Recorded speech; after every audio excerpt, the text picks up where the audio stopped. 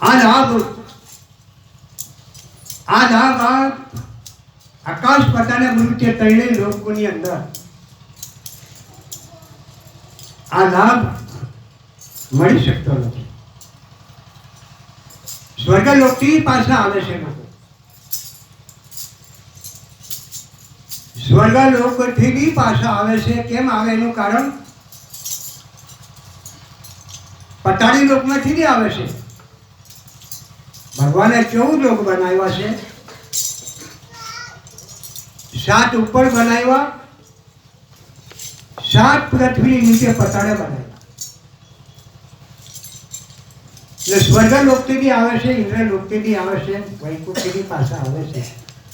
શું કારણ? કે પુણ્ય ખૂટી જાય તો કમાવા માટે પાછું આવવું પડે. ત્યારે પરમાત્મા કહે છે